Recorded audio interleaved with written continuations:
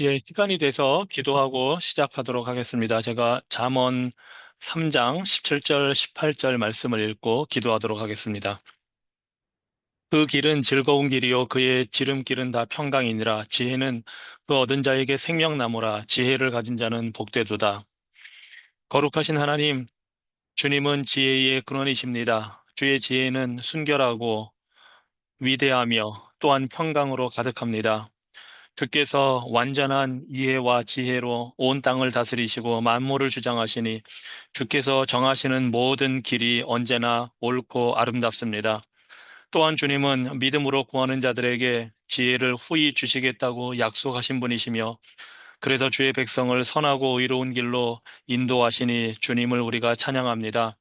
오늘도 우리의 삶을 인도하시고 지키시고 주의 그 뛰어난 지혜와 능력으로 모든 인류의 인생의 삶을 돌보시고 은혜로 자비로 함께 하시되 특별히 주의 택한 백성들에게 주의 그 놀라운 지혜의 섭리와 은혜와 주권적인 통치의 그 모든 하나님의 위대하신 영광을 우리에게 보여주시니 감사를 드립니다.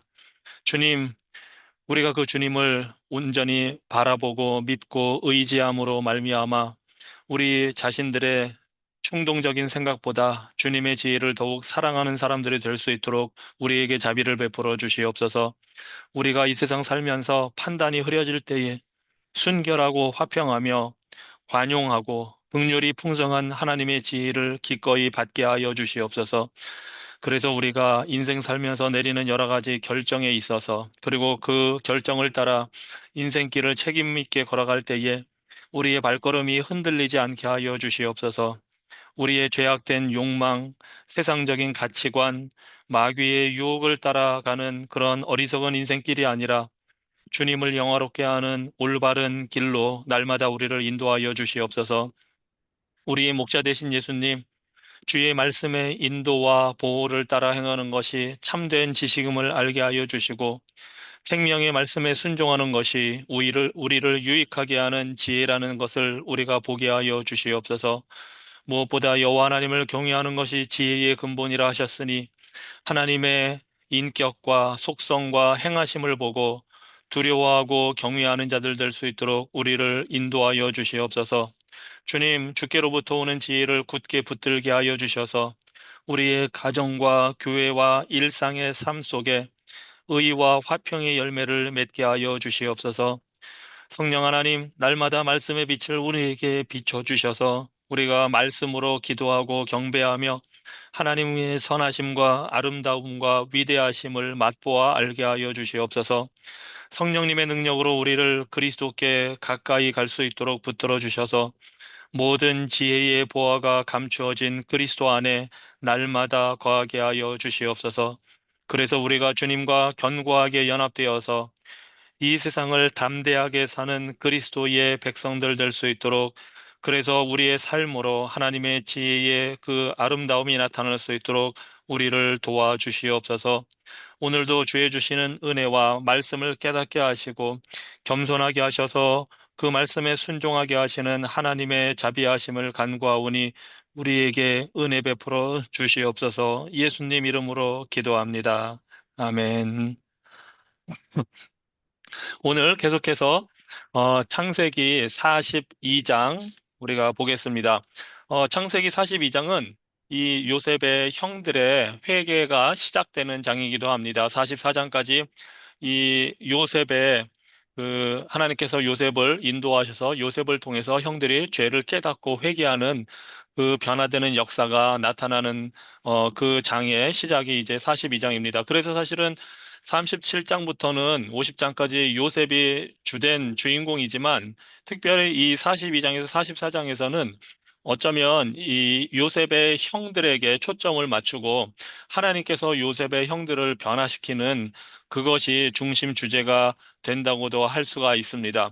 그리고 이제 하나님께서 요셉을 통해서 어떻게 회개로 이끌으시는지 우리가 지난 시간에 봤는데요.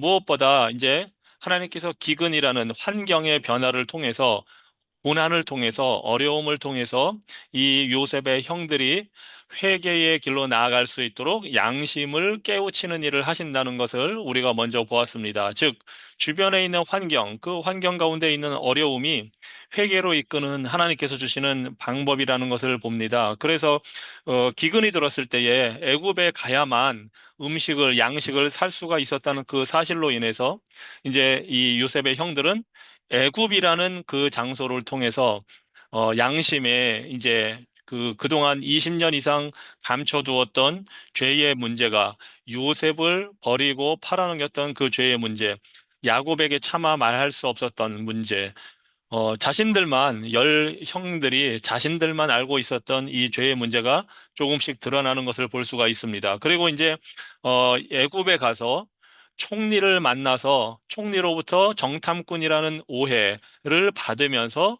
그들이 점점 어떻게 보면 이제 피할 수 없는 코너에 몰리는 이 과정을 통해서 즉 애굽의 총리의 가혹한 대우, 처사, 말을 통해서 이들이 자신들의 과거를 이제 끄집어내는 것을 보게 됩니다. 이것이 회개로 이끄는 하나님께서 양심을 찌르시고 각성시키시는 그러한 방법이라는 것을 우리가 보았습니다. 그뿐만이 아닙니다. 이제 요셉이 총리로서 이 형들을 시험하기 위해서 정탐꾼이 아니라는 사실을 입증할 수 있는 방법을 제시하라고 하면서 이들을 일단 감옥에 가둡니다. 3일 동안 감옥에 가둠으로써 이들이 자신들을 그 감옥 안에서 돌아보게 하는 그러한 기회를 말하자면 그들에게 부여하게 됩니다. 3일 동안 마치 예전에 요셉이 구덩이에 던져졌던 것처럼 이들도 감옥에 던져졌습니다. 그리고 요셉이 겪어야 했던 상황을 자신들도 어쩔 수 없는 환경 속에서 3일 동안의 그 어두운 말하자면 감옥의 침묵, 그 고독 속에서 이들은 이제 자신들의 죄를 점점 직면하게 됩니다. 이것이 바로 하나님께서 이 요셉의 형들을 회개하게 하시는 과정이고 그들에게 양심을 일깨우는 과정입니다. 그래서 결국은 이제 이들이 그런 죄의 고백을 하게 됩니다. 우리가 이제 지난 시간에 요 한 20절까지 그 내용을 봤거든요. 그리고 20절까지 지금 제가 말씀드린 이 최소한 세 가지의 이 기회, 장치를 통해서 기근이라는 어려움, 그 다음에 그 정탐꾼으로 몰리는 가혹한 배후, 그 다음에 감옥에 갇히게 되는 정말 육체적으로 그런 어려움을 겪는 그러면서 자신들을 돌아볼 수 있는 시간을 부여받음으로써 그들이 자신들의 죄를 이제 끄집어내기 시작합니다. 그것이 바로 21절부터 나와 있습니다. 특별히 21절, 22절에 보면 그 요셉의 형들이 자신들의 죄를 고백하는 모습을 보게 됩니다. 그들이 서로 말하되 우리가 아우의 일로 말미암아 범죄하였도다. 그가 우리에게 애걸할 때에 그 마음의 괴로움을 보고도 듣지 아니하였으므로 이 괴로움이 우리에게 임하도다. 드디어 본인들이 죄를 지었다는 것을 고백하고 있는 겁니다. 범죄하였도다 하고 지금 고백을 합니다. 어떻게 구체적인 것까지는 나오지 않지만 지금 자신들의 우리 아우의 일 하면서 요셉을 지금 상기하고 있습니다. 20년이 훌쩍 지난 약 한 20년, 최소한 20년이 지난 상황에서 이 애굽에 내려와서 겪는 이 모든 과정을 통해서 그 일을 기억하고 있는 겁니다. 그 일을 끄집어내고 있는 겁니다. 그러면서 그때 요셉에게 당한 그 괴로움, 그거를 우리가 무시하고 보고도 듣지 않은 그 괴로움이 이제 우리에게 임한다 합니다. 말하자면 인과 응보라고 이들이 느끼고 있는 겁니다. 자신들이 애굽의 총리를 만나서 겪는 이 어려움을 통해서 이제 과거의 죄를 떠올리고 지금 깨닫는 겁니다. 그랬더니 22절에 이제 르우벤이 말합니다. 그들에게 대답하여 이르되 내가 너희에게 그 아이에 대하여 죄를 짓지 말라고 하지 아니하였더냐? 그래도 너희가 듣지 아니하였으므로 그러므로 그의 핏값을 치르게 되었도다. 이제 정확하게 핏값이라고 얘기를 합니다. 말하자면 죽은 거랑 마찬가지라고 지금 다 생각을 하는 거죠. 애굽에 팔려갔는데 어떻게 됐는지를 모르니까. 자신들이 직접 죽이지는 않았지만 돈 받고 팔았고 그 이후에 요셉의 행방에 대해서는 알 수가 없고 그래서 지금 이 르우벤이 이 얘기를 하는 겁니다. 점점 그 죄가 무엇인지 분명하게 나타나고 있고 그들이 그 죄를 분명하게 깨닫고 있는 겁니다. 요셉을 죽인 거나 다름없다 하는 사실을. 그래서 핏값을 치르게 되었다. 하나님이 인간의 양심에 이 사회에 하나님이 인간을 만드시고 나서 정하신 그 법칙을 지금 이들이 이제 깨닫고 있는 겁니다. 하나님께서 특별히 그 노아 홍수 이후에 생명을 죽인 자는 반드시 사형을 시켜라 하시는 인류를 향한 그 명령을 주셨습니다. 왜냐하면 그 피를 흘리면 그 대가를 치러야 하기 때문입니다. 그 사실을 지금 이 이제 르우벤 그리고 이 요셉의 모든 형들이 깨닫고 있습니다. 이것이 이제 하나님께서 이러한 환경을 통해서 요셉의 테스트를 통해서 시험을 통해서 형들이 자신들의 죄를 보고 하나씩 끄집어내고 인정하는 이 단계까지 갔다는 사실을 우리가 보게 됩니다. 여기에서 쓰는 말들이 우리 아우, 그 아이 하면서 예전에 요셉을 향해서 굉장히 그 차갑게 막 말도 섞지 않으려고 했던 것에 비하면 이들의 마음이 지금 이제 많이 바뀌었다는 것을 알 수가 있습니다. 이게 이제 하나님의 은혜입니다. 쓰라린 기억 속에서 자신들의 죄를 보게 하는 것. 이게 바로 은혜입니다.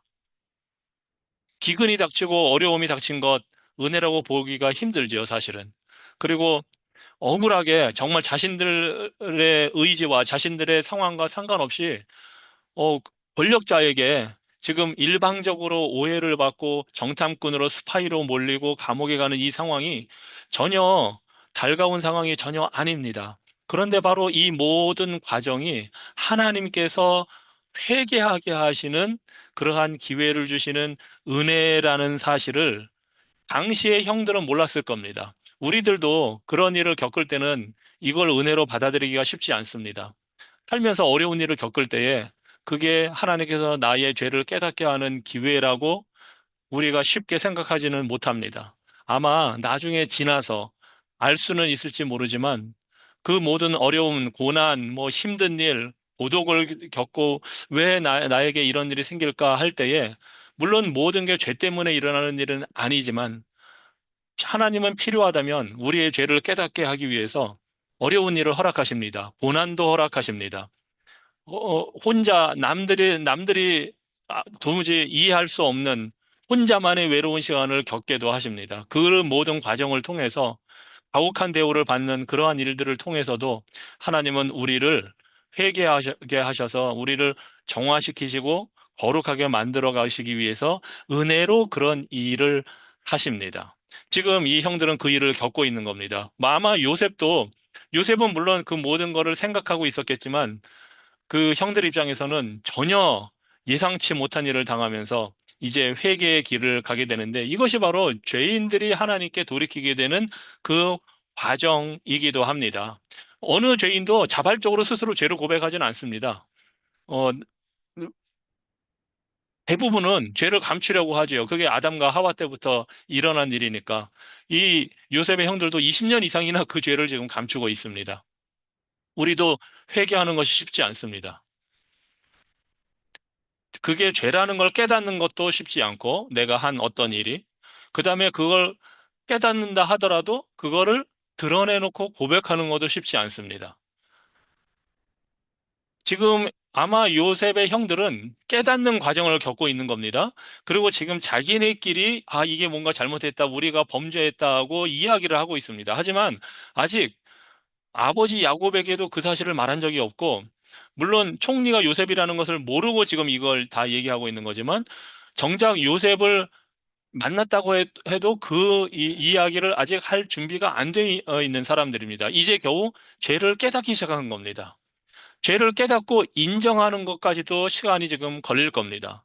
더군다나 그 인정하는 게 하나님 앞에서 인정하는 것, 그리고 사람들 앞에서 인정하는 것, 그게 또 다를 수가 있습니다. 어떤 사람들은 나는 하나님께 회개했다고 쉽게 얘기하기도 합니다. 다른 사람한테 잘못을 했는데 아, 나는 하나님께 회개했으니까 용서받았어 하고 그것으로 끝내는 경우도 있습니다. 하지만 우리가 다른 사람에게 잘못한 것은 가서 그 사람에게 용서를 빌어야 됩니다. 내가 깨닫는 순간 그것이 이제 회개인데 회개를 했다면 깨닫고 그 잘못을 꺼내놓고 용서를 구해야 됩니다. 그래서 용서를 받아야 됩니다. 물론 상대방이 나를 용서하지 않겠다 하면 그것은 그 사람의 문제입니다. 하나님과의 관계에서. 그런데 나는 하나님께 회개했으니 하나님께 기도했으니 저 사람한테는 내가 가서 말하지 않아도 되겠지. 그것이 아닙니다. 하나님께 회개하고 내가 잘못한 상대방에게 용서를 구해야 됩니다. 그게 이제 삭개오가 한 일이죠. 예수님을 만나고 나서. 삭개오는 자신이 잘못한 사람들에게 네 배나 갚아주겠다고 합니다. 그게 이제 구약의 율법을 따라서 그렇게 하는 거거든요. 손해를 끼친 경우에 네 배로 갚고 하는 그 일을 지금 삭개오는 그렇게 하는 겁니다. 이게 회개하고 용서받은 하나님, 예수님으로부터 용서받은 그 삭개오가 보인 삶의 모습입니다. 그래서 우리도 누군가에게 잘못을 했다면 물론 하나님께 죄를 깨달으면 회개해야 되고 그 당사자 상대방에게도 가서 용서를 구해야 됩니다. 내가 한 말이나 행동을 통해서 잘못한 것에 대해서 용서를 구하고 그 상대방이 믿는 자이든 믿지 않는 자이든 뭐 아무 상관없습니다. 용서를 구하고 잘못을 솔직하게 인정하고 그렇게 하는 것이 온전한 회개의 모습입니다. 물론 상대방이 나를 그 자리에서 용서해주면 아주 좋은 거고 그게 화해이지만 그렇게 되지 않을 수도 있습니다. 그 사람은 그 사람 나름대로 그 문제를 하나님 앞에서 해결받지 못했을 수도 있습니다. 그리고 용서하지 못하는 마음을 갖고 있을 수도 있습니다. 하지만 그 사람이 나를 용서하느냐와 상관없이 하나님께 회개하고 용서를 빌었다면 그 당사자에게도 우리의 죄를 용서해 주시는 분은 하나님이시고 예수 그리스도의 보혈로 우리는 용서받고 의로운 자라고 인정을 받기 때문에 상대방의 그 용서의 여부와는 상관없이 하나님 앞에서 올바른 관계를 갖게 됩니다. 그리고 이제 그 옹은 어떻게 해야 되는지 그 무게는 상대방에게 넘어가게 됩니다. 그 상대방도 기꺼이 용서하면 하나님 앞에서 화해를 이루게 되는 것이고 용서하지 않는다면 그 상대방이 그 문제를 그대로 갖고 하나님 앞에서 이제 해결을 받아야 할 겁니다. 이것이 이제 이 형들이 해야 되는 말하자면 온전한 회개인데 이제 죄를 깨닫는 일을 지금 시작을 한 겁니다. 그리고 이 과정을 보다 보면 이게 정말 하나님의 역사하심이 아니라면 불가능하다는 사실을 우리가 보게 됩니다. 아무리 죄책감이 있고 뭔가 깨닫는 게 있다 해도 이렇게 용서가 쉽지 않으니 하나님의 은혜가 아니면 정말 용서할 수가 없습니다. 용서받을 수가 없습니다. 회개할 수도 없습니다. 그래서 하나님이 우리에게 삶의 어떤 일들을 통해서 어려움을 통해서 우리를 깨닫게 하신다면 그것이 하나님이 주시는 은혜라는 사실을 우리가 알고 그때 갖게 되는 죄책감은 좋은 죄책감이기도 합니다. 우리는 그런 죄책감이 필요합니다. 물론 이미 다 해결받은 죄에 대해서 죄책감을 갖는 것은 나쁜 거지만 우리가 아직 해결받지 못한 게 있다면 하나님께서 깨닫게 하실 때에 그 사실을 죄책감을 느끼고 하나님 앞에 겸손히 나가서 회개하고 구해야 됩니다. 이것이 바로 이제 사도 바울이 가르친 죄를 뉘우치고 구원에 이르게 하는 근심이 있고 그냥 세상적인 근심이 있다고 했을 때에 그 두 가지를 구별한 내용입니다. 그 사실을 우리가 좀 보려고 하는데요.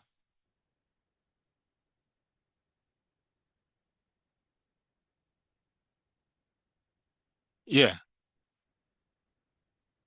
참된 죄책감을 받는 것이 하나님의 은혜라는 사실을 우리가 이제 보겠습니다. 첫 번째로 고린도후서 7장 10절에 제가 지금 말씀드린 이 구절 사도 바울이 말한 대로 하나님의 뜻대로 하는 근심 이것은 죄를 뉘우치고 구원에 이르게 하므로 후회할 필요가 없습니다. 그러나 세상 근심은 죽음을 가져올 뿐입니다. 우리가 죄를 깨닫게 된다면 그것은 좋은 어, 건강한 참된 죄책감입니다. 그것을 깨닫고 회개하여 구원에 이르게 되기 때문입니다. 이것이 우리에게 필요한 올바른 하나님의 뜻대로 하는 근심이고 올바른 건강한 죄책감입니다. 사실 이러한 죄책감을 참된 죄책감을 사도 바울은 가지고 있었기 때문에 우리에게 이러한 이야기를 했을 뿐만 아니라 자신이 어떠한 죄인인지를 사도 바울은 평생에 걸쳐서 잘 알고 있었습니다. 물론 사도 바울이 자신의 죄를 용서받지 못해서 이런 죄책감을 가진 게 아닙니다. 사도 바울은 항상 하나님 앞에서 회개하는 사람이었고, 그래서 자신의 죄와 잘못이 있었을 때 용서받은 사람입니다.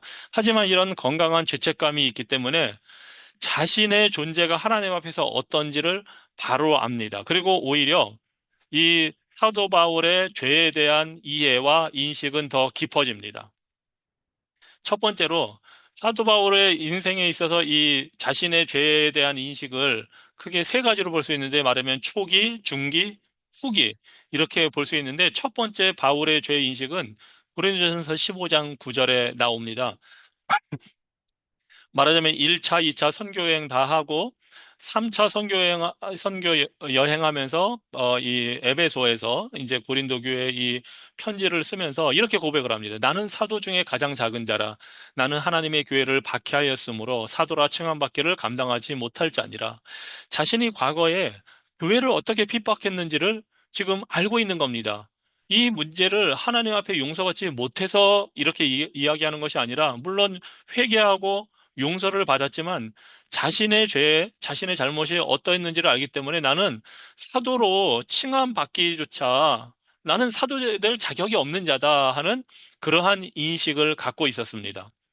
그러다가 좀 더 시간이 지나면서 에베소서 3장 8절에서는 이제 그 로마 감옥에 잡혀서 그 후에 이렇게 고백을 합니다. 처음에는 나는 사도도 될 자격이 없다 했는데 이제는 모든 성도 중에 지극히 작은 자보다 더 작은 나에게 이렇게 표현을 합니다. 나는 성도들 중에 가장 작은 자다 합니다. 하나님이 나에게 은혜를 주셔서 그리스도의 풍성한 이 복음을 전할 수 있게 해주셨는데 나는 사도도 안 될 뿐더러 이제는 모든 성도 중에 가장 작은 자다. 이것이 바로 바울이 자신의 그 죄의 무게를 깨닫고 건강한 죄책감을 가진 고백을 하고 있는 겁니다. 그리고 이제 마지막으로 디모데전서 1장 15절에서 마지막에 이제 정말 예수님의 부름을 받고 순교할 때가 가까울 때에 바울이 이렇게 고백을 합니다. 미쁘다 모든 사람이 받을 만한 이 말이여 그리스도께서 예수께서 죄인을 구원하시려고 세상에 임하셨다 하였도다 죄인 중에 내가 괴순이라. 사도도 안 되는데 성도 중에 가장 작은데 이제는 내가 죄인 중에 가장 괴수다. 이것이 사도 바울의 신앙이 점점 예수님을 닮아서 순교의 순간에 이르기까지 신앙이 성숙한 사도 바울의 고백입니다. 그리고 이것이 우리 성도들의 고백입니다. 우리는 우리 자신이 어떠한 죄인이었는지를 더 깊이 깨달아 갈수록 비례해서 하나님이 이러한 죄인을 사랑하신 것이 얼마나 큰 은혜인지를 깨닫게 됩니다. 우리의 신앙이 성숙할수록 하나님의 거룩하심을 더 깊이 알게 됩니다. 그러면서 우리의 죄가 얼마나 심각한 건지를 더 분명하게 보게 됩니다. 그리고 그러한 우리를 구원하시는 예수 그리스도의 그 은혜가 얼마나 놀라운지를 신앙이 성숙할수록 알게 되는 겁니다. 사도 바울이 구원받지 못해서 고민해서 이런 말 한 게 아닙니다. 그의 신앙이 성숙할수록 점점 하나님의 거룩하심, 우리의 죄악됨, 그리고 예수 그리스도 안에서 나타난 은혜의 크기를 알게 되는 겁니다. 그래서 우리는 성도들은 성숙할수록 우리 자신을 의로운 존재라고 여기지를 않습니다. 우리의 죄를 더 민감하게 보게 됩니다. 그리고 예수 그리스도께서 우리에게 주신 의가 얼마나 놀랍고 아름답고 얼마나 위대한지를 우리가 보게 됩니다. 이것이 성도의 건강한 죄 인식이고, 이제 이 요셉의 형들은 첫 단계를 지금 시작했다는 것을 볼 수가 있습니다. 그래도 이 첫 번째 단계, 자신들의 죄를 깨닫는 이 모습을 보고 이 요셉은 눈물을 흘립니다. 24절에 보니까 요셉이 그들을 떠나가서 울고 다시 돌아와서 통역을 통해서 뭐 하니까 당연히 요셉이 국무총리가 요셉이라는 사실을 모르고 지금 이 형들이 이 지금 고백을 자신들 사이에서 하는 이야기를 요셉이 들은 겁니다. 그리고 나가서 울었다 합니다. 어떤 울음이었을까요? 형들이 죄를 깨달아가는 것, 그리고 20년 전에 자신의 했던 그 모든 걸 생각하면서 당연히 울었을 겁니다. 물론 요셉은 밖에 나가서 울었으니까 형들은 그런 사실조차 알지를 못합니다. 그리고 이 요셉이 나가서 울고 들어와서 이제 시므온 하나만 남기고 다른 사람들은 고향에 돌아가서 어 있다가 베냐민을 막내 동생을 데려오라는 그 일을 시킵니다. 이 모든 과정이 이 형들 입장에서는 정말 이해는 안 되고 막 받아들이기 어려운 현실이지만 사실은 요셉의 눈물에 나타난 하나님의 섭리와 은혜의 과정이라는 사실을 우리가 볼 수가 있습니다. 요셉이 운 것은 물론 자신의 과거도 생각이 났을 거고 형들의 변화되는 모습을 통해서 이제 말하자면 감동을 받았을 수도 있고 여러 가지가 섞여 있을 겁니다. 그런데 이것이야말로 요셉이 형들에게 은혜를 베풀고 깨닫게 하기 위해서라는 사실을 우리에게 보여줍니다. 이 요셉의 형들이 볼 때는 요셉은 국무총리로서 그냥 무서운 존재일 것 같지만 요셉은 사실은 그렇지 않습니다. 형들을 알고 있고 이해하는 존재입니다. 이것이 바로 하나님과 우리 인간, 죄인 사이의 관계이기도 합니다. 우리는 하나님을 그냥 무서운 존재로만 알 수가 있습니다. 이 요셉의 형들이 국무총리로 요셉을 대할 때처럼 뭐, 우리한테 이렇게 힘든 일만 생기지, 어려운 일만 생기지 할 수가 있습니다. 그래서 하나님을 그냥 무서운 존재로만 그렇게 이해할 수가 있습니다. 그런데 요셉이 이 형들의 그 모습을 보면서 눈물을 흘린 것처럼 우리 하나님은 우리의 변화되는 모습을 보시면서 우리를 기뻐하시고 우리가 그렇게 되도록 하시는 분입니다. 그리고 그 하나님은 이 세상에 친히 오셔서 멸망받아가는 그 이스라엘 백성들, 죄인들의 멸망되는 모습을 보고 친히 우신 분입니다. 그분이 바로 성자 하나님, 예수 그리스도이십니다. 예수님의 눈물, 요셉의 눈물, 하나님의 은혜를 보여주는 눈물입니다. 자, 이 과정을 통해서 우리가 회개가 은혜의 선물이라는 사실을 우리가 좀 보려고 합니다. 특별히 얼마나 우리가 회개하기가 어려운지를 아까도 잠깐 말씀드렸지만 여러분들이 그 사실을 본다면 또 이 요셉의 형들의 이 변화되는 모습이 한 번에 다 나타나지 않고 44장까지 계속 진행이 된다는 사실을 보면 특별히 회개야말로 하나님의 은혜의 선물, 하나님의 은혜로 주셔야만 가능하다는 것을 우리가 보게 됩니다. 사도행전 11장 18절입니다. 그들이 이 말을 듣고 잠잠하여 하나님께 영광을 돌려 이르되 그러면 하나님께서 이방인에게도 생명 얻는 회개를 주셨도다 하니라. 이게 이제 그 유대인 신자들이 이방인들이 믿었다는 사실을 설명을 듣고 나서 이 고백을 하는 겁니다. 여기에서 말합니다.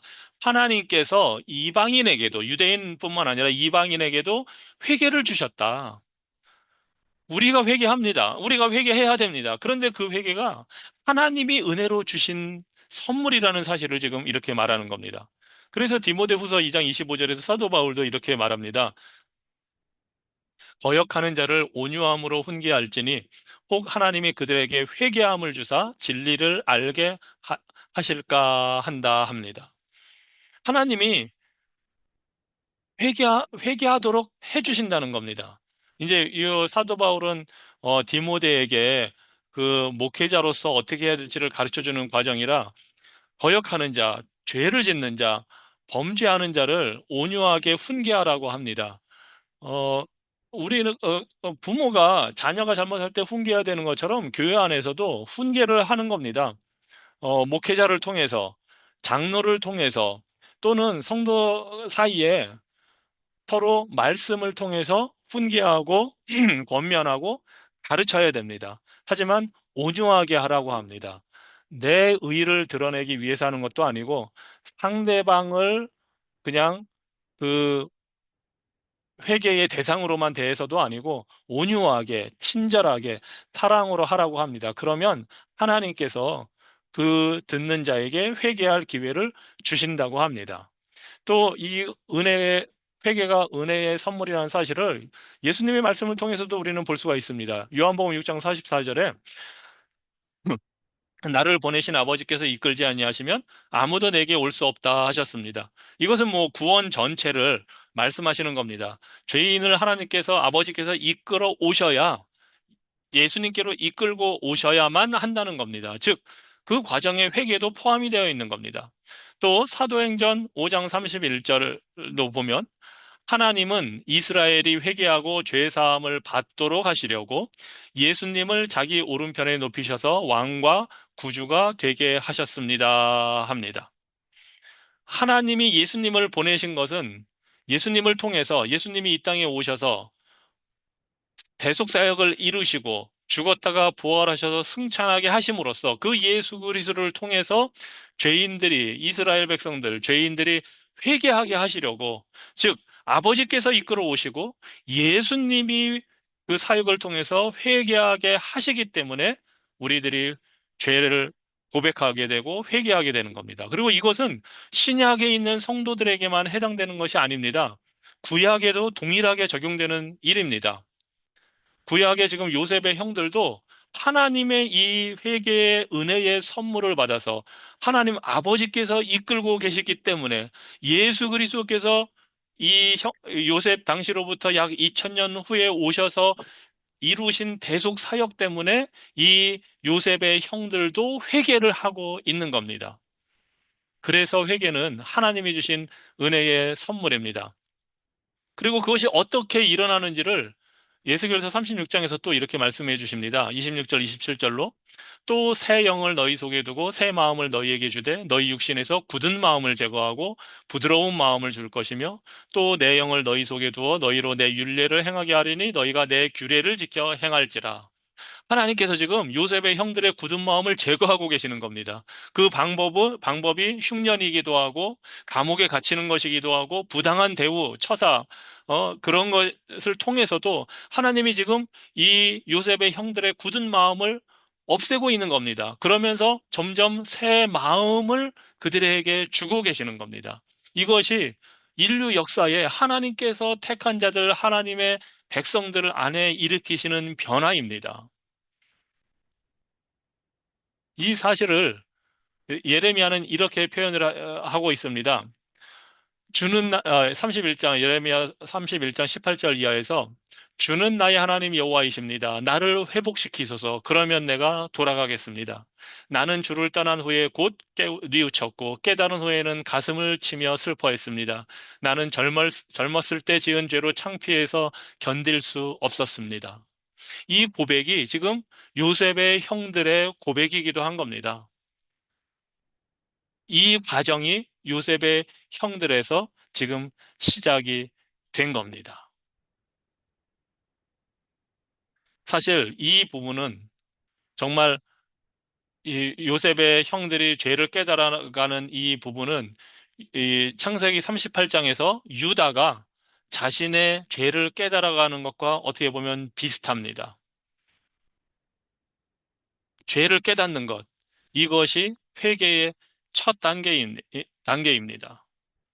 그래서 만약에 교회를 오래 다니고 신앙생활을 오래 했다 해도 자신이 어떠한 죄인인지를 온전히 깨닫고 그 죄를 인정하고 하나님 앞에 회개하고 뉘우치고 돌이키지 않았다면 교회를 아무리 오래 다녔어도 아직 이 회개의 은혜의 선물을 받지 못한 겁니다. 그리고 그 죄에 대한 회개는 물론 모든 죄를 다 가지고 예수님을 믿을 때 회개하고 그 죄를 예수님께 드려서 내 죄를 담당하신 예수님을 믿을 때 그 죄를 가져가시는 거지만 지금 요셉의 형들의 경우에는 구체적인 지금 죄를 다루고 있는 겁니다. 이 요셉의 형들이 뭐 다른 죄는 없습니까? 뭐 그 시므온과 레위는 그 세겜에 있는 그 부족들을 다 싹 죽인 사람들입니다. 르우벤은 아버지의 말하자면 첩과 동침을 한 죄를 지은 사람입니다. 다른 형제들은 뭐 요셉을 미워한 것뿐만 아니라 다른 죄도 많이 있었을 겁니다. 그런데 특별히 이 죄, 요셉의 행한 그 죄, 매우 구체적인 죄를 지금 하나님이 깨닫게 하시고 그것을 고백하게 하시는 겁니다. 하나님, 내가 뭐 죄가 많습니다. 큰 죄가 있습니다. 용서해 주세요. 그것이 아니라 내가 지은 구체적인 죄를 하나님께서 깨닫게 하실 때에 그것에 대한 고백이 있어야 되고 뉘우침이 있어야 되는 겁니다. 이것이 바로 다윗이 한 일이기도 합니다. 밧세바와의 관계를 맺고 밧세바의 남편을 죽이고 이 모든 일을 한 후에 이 다윗이 하나님 앞에 고백할 때에 바로 그 죄를 구체적인 그 죄의 문제를 가지고 회개를 한 겁니다. 이것이 회개의 모습입니다. 하나님은 지금도 우리에게 어떤 특별한 특정한 죄를 깨닫게 하실 수가 있습니다. 왜냐하면 그것이 해결받아야 되고 내가 그것을 깨닫고 회개해야 나의 거룩함이 성장하기 때문입니다. 하나님은 우리를 거룩하게 하시기 위해서 그러니까 믿는 자가 되었으니 이제는 거룩한 삶을 살도록 하기 위해서 우리의 죄를 깨닫게 하십니다. 어쩌면 큰 죄가 아닐 수도 있습니다. 뭐 그냥 뭐 일상에서 쉽게 크게 의미 두지 않는 아주 우리가 인간적으로 볼 때는 작은 죄일 수도 있습니다. 하지만 오히려 하나님께서 작은 죄를 깨닫게 하실수록 우리는 더 거룩하게 예수님을 닮아간다는 그 사실이기도 합니다. 그게 사도 바울이 그렇게 고백한 겁니다. 내가 죄인 중에 괴수라고 고백한 이유는 점점 더 큰 죄를 지었기 때문에 그렇게 고백한 게 아닙니다. 신앙이 성숙할수록 예수님을 닮아가려고 할수록 내가 지은 죄들이 예전에는 별것 아니라고 생각한 게 이게 정말 심각한 죄구나. 내가 예수님 앞에서 하나님의 거룩하심 앞에서 예전에는 별로 신경도 쓰지 않았던 죄가 정말 심각하구나 하는 것을 깨닫게 되는 겁니다. 이것이 하나님이 우리에게 원하시는 모습입니다. 그리고 하나님은 지금 이 요셉의 형들을 그렇게 만들고 계십니다. 이 형들은 여태까지 하나님 앞에 죄의 문제를 가지고 나간 사람들이 아닙니다. 지난주에도 말씀드렸지만 어쩌면 이 순간까지 이들은 구원받지 못한 이 야곱의 아들들로는 태어났지만 이 하나님의 용서의 은혜, 그 구원의 은혜를 깨닫지 못한 아직 거듭나지 못한 자들입니다. 이제 그 일들이 시작이 되고 있는 겁니다. 그런데 놀랍게도 하나님의 은혜로 그 일을 이렇게 이루어 가십니다. 그래서 우리는 우리 삶에 닥치는 좀 어려운 일들, 안 좋은 일들, 이러한 것들이 있을 때에 하나님을 원망하거나 아니면 그 문제를 빨리 해결해 달라고만 할 것이 아니라 그 속에서 나에게 하나님이 원하시는 것이 무엇인가를 구하면서 나의 모습을 돌아볼 필요가 있습니다. 그래서 작은 죄라도 하나님 앞에 갖고 나아갈 수 있도록 우리 자신을 되돌아봐야 합니다. 그리고 우리가 그렇게 할 수 있는 것은 하나님께서 은혜로 하시는데 몇 가지 방법이 있습니다. 그것이 바로 양심을 깨우는 방법을 하나님께서 어떤 방법을 사용하시는지 크게 세 가지가 있다는 것을 우리가 볼 수가 있습니다. 첫째는 섭리로 양심을 깨우십니다. 이것이 바로 지금 하나님이 요셉의 형들에게 하시는 방법입니다. 흉년도 보내시고 감옥에도 가두시고 이 삶에 나타나는 여러 가지 이 일들을 통해서 하나님의 섭리로 양심을 깨우십니다. 또 하나 더 중요한 것은 뭐 이 요셉의 그 시대에는 하나님께서 주신 성경책이 없으니 하나님께서 섭리로 지금 주로 양심을 깨우시고 계시고 요셉의 말을 통해서 깨우시고 계시지만 성경책 모세를 통해서 모세 오경을 주시고 이스라엘에게 구약을 주시고 우리에게 이제 신약까지 완전한 하나님의 말씀을 주신 이때에는 당연히 말씀으로 우리의 양심을 일깨우십니다. 그리고 그와 더불어 성령께서 우리의 양심을 일깨우십니다. 이것이 우리로 하여금 죄를 깨닫고 회개하게 하시는 하나님의 방법, 은혜의 수단입니다. 첫째로, 섭리로 양심을 깨우실 때에 우리가 본 것처럼 고난으로, 어려움을 통해서 양심을 깨우십니다. 특별히 시편 119편 67절에서 다윗이 이렇게 고백을 합니다. 주께서 나를 벌하시기 전에는 내가 곧잘 잘못된 길로 갔으나 이제는 내가 주의 말씀을 지킵니다. 말하자면 혼나고 나서, 하나님께 혼나고 나서 이 다윗은 말씀에 순종하는 법을 배운 겁니다. 하나님은 우리를 혼내시기도 합니다. 어려운 일을 주시기도 합니다. 그래서 우리의 양심을 깨우시고 벌 주셔서 우리가 올바른 길로 가게 하시는 것. 이것이 바로 섭리로 양심을 깨우시는 방법입니다. 또 하나 있습니다. 인간 관계와 우리가 저지른 죄의 결과를 우리가 받게 하셔서 양심을 깨우십니다. 잘못하면 잘못한 대가를 치르게 하시는 겁니다. 그래서 갈라디아서 6장 7절에 사도 바울이 이렇게 이야기합니다. 스스로 속이지 말라. 하나님은 업신여김을 받지 아니하시나니 사람이 무엇으로 심든지 그대로 거두리라. 예. 우리가 잘못했고 죄를 지었으면 거기에 대한 대가를 반드시 받도록 하십니다. 그렇게 해서라도 우리의 양심을 하나님이 깨우십니다. 그것이 하나님께서 섭리로 양심을 일깨우시는 방법입니다. 또 하나 보면 기억을 통해서 우리의 기억을 통해서도 양심을 깨우십니다. 사실 이 요셉의 형들이 어려운 일을 겪었어도 그들이 기억을 하지 않았다면, 못했다면 자신의 죄를 깨닫지를 못했을 겁니다. 그런데 하나님은 우리 사람에게 있는 기억, 우리의 환경, 우리의 그 저지른 일에 대한 대가, 결과, 이 모든 것을 통해서 깨닫게 하십니다. 가령 이 기억을 통해 하나님이 양심을 깨우는 것은 이 요셉의 뿐만이 아니라 다윗의 경우도 마찬가지입니다. 다윗이 그 죄를 짓고 나서 거의 1년이 다 지나가는 그 순간에 하나님께서 나단 선지자를 보내셔서 비유로 얘기를 했습니다. 나단은 처음에 다윗 왕에게 다윗 왕의 잘못이 무엇인지를 직접 지적하지 않았습니다. 하지만 비유로 이야기를 하면서 당신이 바로 그 사람이다 했을 때에 이 다윗이 자신의 잘못을 기억을 했습니다. 베드로도 그렇죠. 베드로가 예수님의 말씀, 네가 나를 3번 부인하겠다 하는 그 말씀을 들었지만 정말 예수님을 부인하고 난 후에 자기 우는 소리를 듣고서 기억을 하게 됩니다.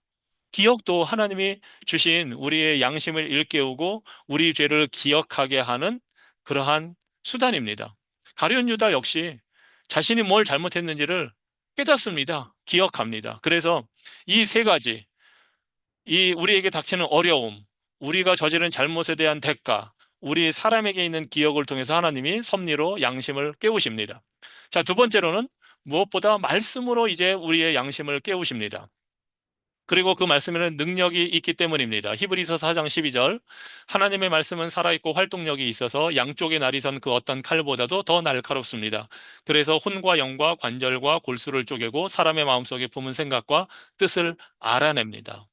이것이 우리가 하나님의 말씀을 날마다 대하고 듣고 읽고 공부하고 설교를 듣고 해야 하는 이유입니다. 하나님의 말씀이 살아있기 때문에 그렇습니다. 하나님의 말씀이 우리의 양심을 찌르기 때문입니다. 혼과 영과 관절과 골수를 쪼갠다 합니다. 예. 우리 속에 있는 생각과 뜻을 이 말씀이 우리로 하여금 보게 합니다. 우리 자신이 어떠한 존재인지요. 하나님 앞에서 어떠한 잘못을 하고 있는지를 말씀이 보게 합니다. 그래서 사도 바울은 로마서 3장 20절에서 율법으로는 죄를 깨달음이니라 합니다. 우리가 하나님의 말씀, 율법을 볼 때에 우리의 죄를 보게 됩니다. 그래서 이 말씀을 통해서 특별히 설교와 선지자적인 책망으로 우리를 일깨우십니다. 나단 선지자가 다윗에게 한 것이 그 예의이고, 또 엘리야 선지자는 아합의 잘못을 책망해서 깨닫게 했습니다. 테레 요한은 헤롯 왕이 잘못한 것을 깨닫게 했고, 베드로가 오순절에 설교할 때에 이 유대인들이 듣고 양심의 찔림을, 가책을 받아서 마음의 찔림을 받아 우리가 어떻게 해야 하겠습니까? 하고 호소하는 그러한 역사가 일어난 것을 봅니다. 물론 이 말씀을 듣고 책망을 듣는다고 다 회개하지는 않을 수도 있습니다. 하지만 하나님은 모든 사람들에게 이렇게 깨닫고 회개할 기회를 주시고 있습니다. 자연에 나타난 섭리로 뭐 사람들이 막 큰 자연재해가 있으면 흔히 그러죠. 하늘이 노했다. 그리고 뭔가 우리가 잘못한 게 있나 보다. 예전에는 어느 문화권이든 기근이 오랫동안 들면 심지어 사람을 제물로 바치기까지 하면서 우리들에게 뭔가 잘못이 있어서 그렇다. 그런 고백을 합니다. 어느 문화권이든 어느 사회이든. 한국에서 조선시대에도 기우제를 지내면서 왕이 비가 안 올 때는 겸손하게 엎드려서 기우제를 지내면서 내 탓입니다 하는 거 아닙니까? 그것이 인간의 말하자면 본성에, 양심에 들어있는 내용이기도 합니다. 그런데 그것만으로는 안 되니까 하나님이 말씀으로 다 깨닫게 하십니다. 말씀으로 책망을 하십니다.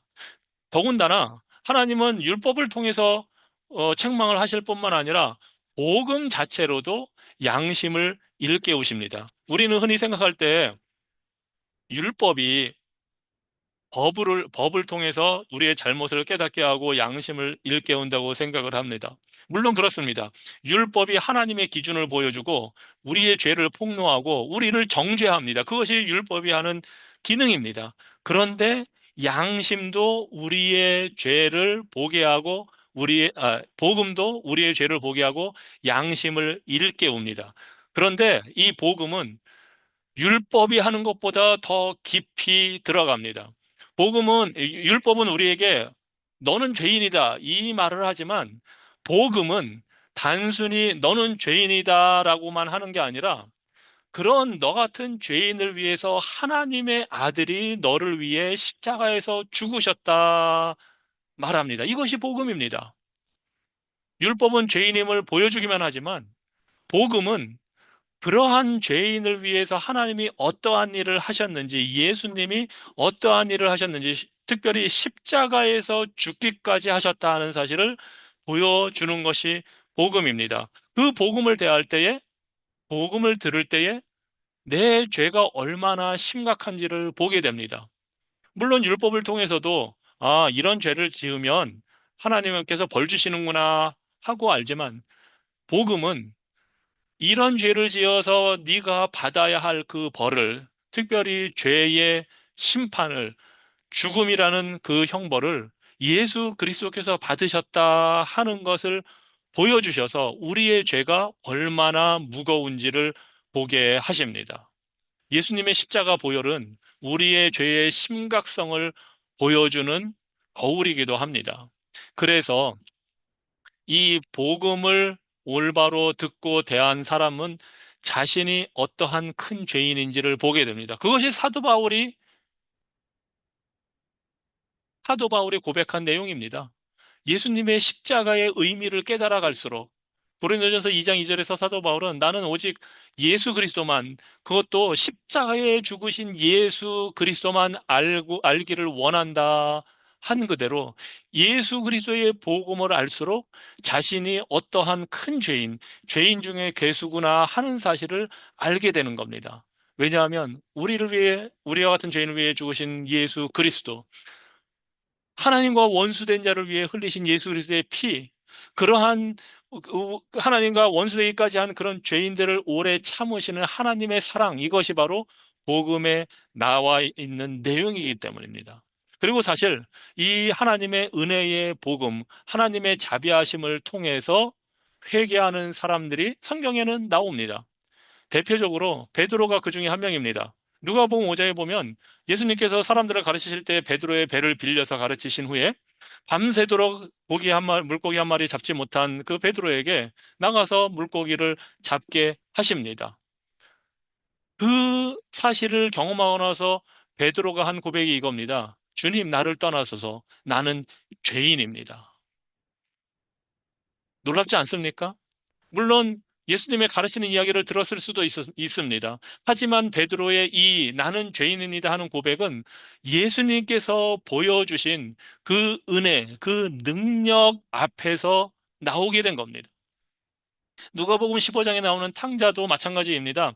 탕자가 허랑방탕하게 살고 아버지의 유산을 다 탕진하면서 사는 그런 죄를 지은 후에 이 탕자가 돌아오게 된 그 계기는 단지 아버지가 무서워서가 아닙니다.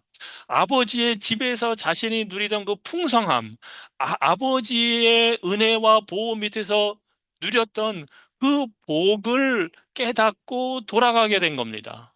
이것이 바로 복음의 은혜가 우리의 양심을, 죄를 깨닫게 하는 그러한 방법입니다. 그래서 로마서 2장 4절에서 이렇게 말씀하는 겁니다. 하나님의 인자하심이 너를 인도하여 회개하게 하심을 알지 못하느냐. 그래서 우리는 율법의 말씀을 듣지만 동시에 복음의 말씀을 듣고 죄를 깨닫고 회개하게 됩니다. 만약에 율법만 듣는다면 사실은 자신의 죄를 깨닫기는 하지만 여전히 하나님 앞에 온전한 회개를 하지 못할 수도 있습니다. 가룟 유다가 그 대표적인 사람일 겁니다. 가룟 유다는 자신이 어떤 죄가 있는지를 깨달았습니다. 하지만 그것뿐입니다. 그냥 어떻게 보면은 자신의 잘못한 거를 회피하는 그런 일을 한 겁니다. 하지만 복음을 통해서 자신의 죄를 깨달은 사람은 복음에 나타난 하나님의 은혜를 의지하고 그 하나님께로 가게 됩니다. 예수님께로 가게 됩니다. 이것이 바로 말씀으로, 복음으로 우리를 회개하게 하시는, 양심을 깨닫게 하시는 하나님의 은혜의 수단입니다. 자, 또한 성령께서 우리의 양심을 깨닫게 하십니다.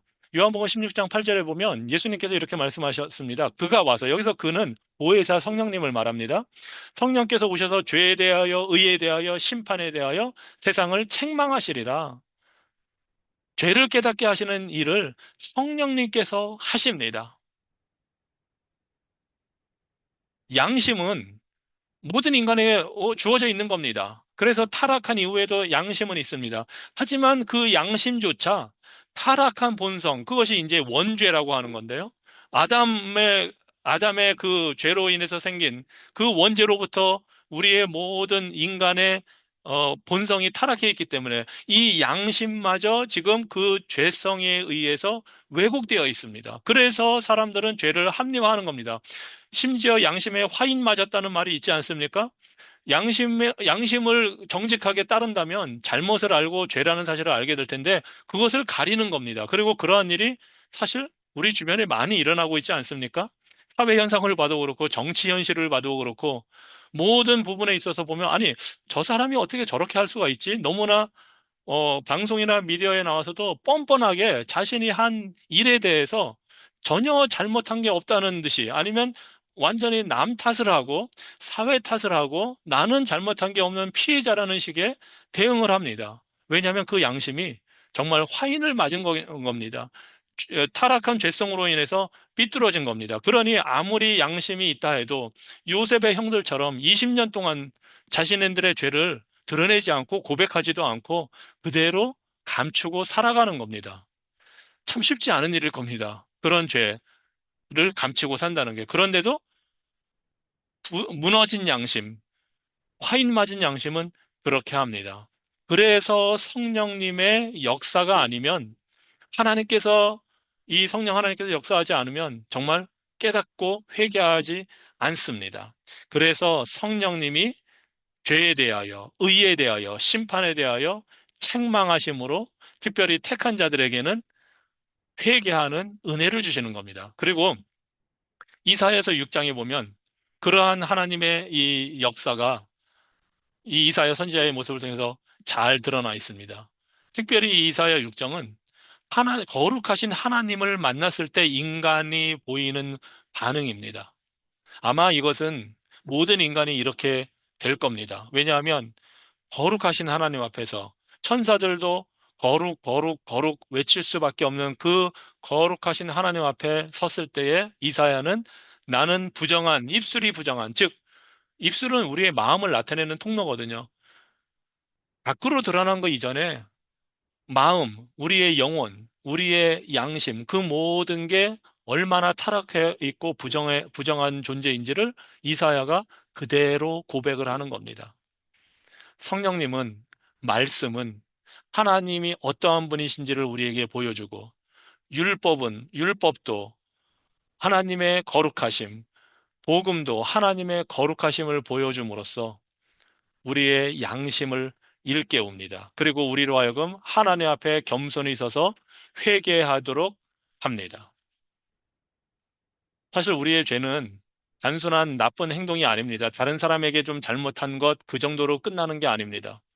궁극적으로 우리의 모든 죄, 다른 사람에게 행한 것, 내 자신에게 행한 것, 이 사회에 대한 것, 이 모든 죄는 거룩하신 하나님 앞에서의 반역의 죄입니다. 그것이 아담과 하와가 첫 번째 저지른 죄입니다. 하나님에 대한 반역. 하나님이 아니라 내가 하나님처럼 돼서 내 마음대로 살겠다. 내가 왕 노릇하겠다. 내가 삶의 주인 노릇하겠다 하고 하나님을 거부한 그 반역. 그것이 죄의 핵심입니다. 그리고 우리 모든 죄는 그 하나님에 대한 거룩하신 하나님을 거부하고 반역한 그 죄의 뿌리로부터 나온 다양한 모습들에 불과할 뿐입니다. 그래서 말씀을 통해 율법과 복음으로 성령 하나님의 역사로 거룩하신 하나님을 볼 때 하나님을 참으로 보기 시작하면 우리는 양심이 깨어나고 회개하게 됩니다. 이것이 하나님의 은혜입니다. 물론 그리고 이 모든 것을 하나님이 섭리로 우리의 삶의 환경을 통해서 역사를 하십니다. 심지어 말씀을 읽고 들어도 쉽게 깨닫지 못할 수가 있습니다. 그냥 읽고 지나가기도 합니다. 그런데 하나님께서 그럴 경우에는 우리를 치십니다. 어려움을 주시고 백가를 치르게 하고 그렇게 해서 우리로 하여금 기억하게 하십니다. 이것이 바로 하나님께서 우리의 양심을 일깨우시는 방법입니다. 그래서 다윗이 고백한 게 이겁니다. 이사야서 51장 4절에 내가 오직 주에게만 범죄하여 이런 끔찍한 일을 하였습니다. 주께서 이 모든 것을 다 보셨으니 주의 말씀은 옳고 주의 심판은 정당합니다. 온전히 회개하는 사람은 다윗처럼 이 고백을 하게 됩니다. 내가 다른 사람에게 지은 모든 죄, 내 자신에게 이 사회에서 말과 행동으로, 행함으로 또는 행하지 않음으로, 알고 또는 부지중에 알지도 못한 채 지은 이 모든 죄가 결국 주님께 지은 죄입니다. 그리고 그것이 끔찍한 일입니다. 하고 고백을 하게 됩니다. 이 요셉의 형들은 아직 이 고백까지는 안 했습니다. 아직 이제 시작인 겁니다. 왜냐하면 자기네들끼리만 우리가 뭔가 예전에 요셉 동생에게 이런 잘못을 했다 이 얘기를 했지 사실은 하나님 앞에까지는 아직은 안 했습니다. 이제 그런데 그 하나님 앞에 한 그 죄의 고백이 나오게 됩니다.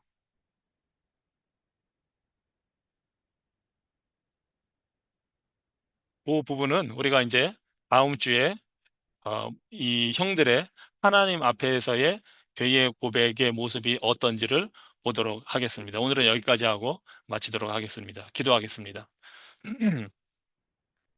하나님, 왜 하나님께서 이 요셉의 형들에게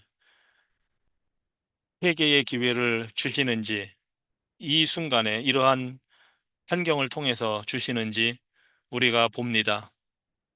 그 죄의 문제가 해결받지 않으면 하나님의 택한 백성이 될 수가 없고, 하나님 앞에 온전히 서지 못하면 이스라엘 민족의 조상의 역할을 할 수가 없습니다.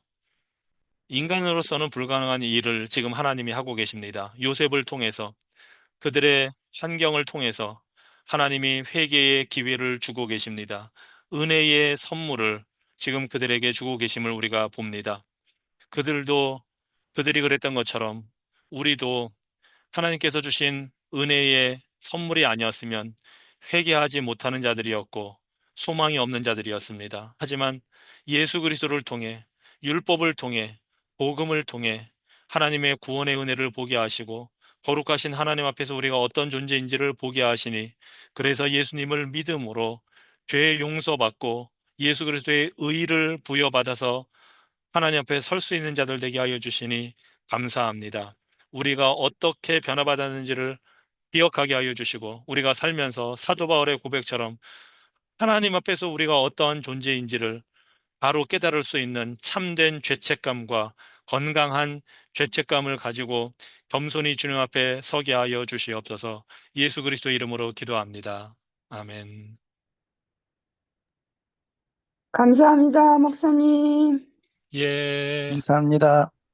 안녕히 계십니까? 수고하셨습니다. 예, 평안한 밤 되세요. 감사합니다.